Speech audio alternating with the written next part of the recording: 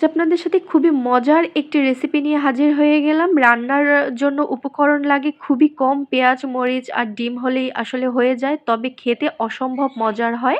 আশা করছি রেসিপিটি আপনাদের কাছে ভালো লাগবে। এই রেসিপিটি রান্না করার জন্য লাগবে হচ্ছে ২ টা ডিম। চাইলে কিন্তু আপনারা পরিমাণে বাড়িয়েও দিতে পারেন। আপনারা যেরকম পরিমাণে রান্না করবেন সেরকম পরিমাণে ডিম বাড়িয়ে কমিয়ে দিতে পারেন। তো এখানে আমি প্রথমেই পেঁয়াজ আর কাঁচামরিচ একটু তেলের মধ্যে ভেজে নিয়েছি। পর্যাপ্ত পরিমাণ সয়াবিন তেল দিয়ে তেলের মধ্যে পেঁয়াজ কাঁচামরিচ ভেজে নিয়েছি। খুব বেশি ব্রাউন করিনি। ১ মিনিটের মতো ভেজে নিলেই হবে। তারপরে ২ টা ডিম ভেঙে দিয়েছি। স্বাদমতো লবণ দিয়েছি আর একটু হলুদের গুঁড়া দিয়ে আমি ভালো মতো করে মিশিয়ে নিচ্ছি।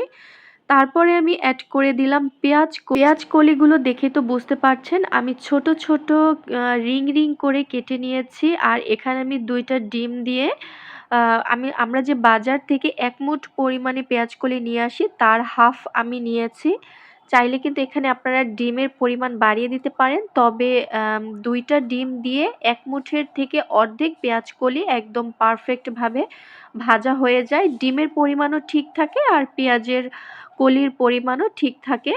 তো এভাবে আপনারা যারা রান্না করে খেয়েছেন তো তারা খেয়েছেন, আর যারা খাননি তারা চাইলে কিন্তু এভাবে ডিম দিয়ে পেঁয়াজ কলি দিয়ে রান্না করে নিতে পারেন। আর শীতের সময় যেহেতু আমাদের রান্নাবান্না করা নিয়ে অনেকটা আলসেমি থাকে, সেক্ষেত্রে শীতের সকালে কিন্তু রুটি পরোটার সাথে পেঁয়াজ কলি আর ডিমের ভাজিটা হলে আর কিছুই লাগবে না।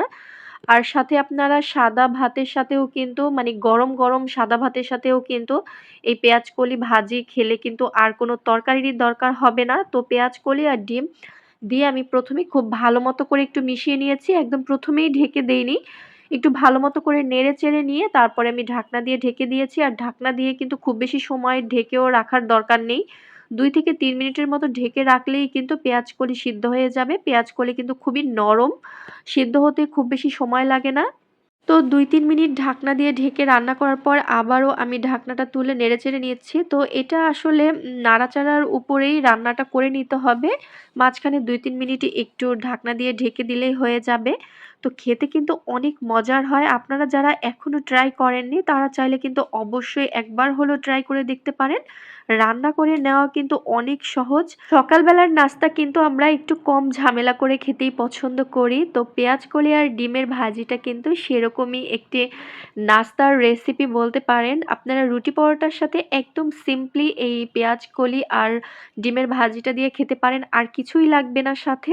আর গরম ভাতের সাথে তো পেঁয়াজকলি আর এই ডিমের ভাজিটা একদম জমে যায়। সাথে যদি আলু ভর্তা হয় তো আমরা মাঝে, মাঝে আলু ভর্তা, পেঁয়াজকলি, ডিমের এই ভাজিটা দিয়ে খেয়ে থাকি।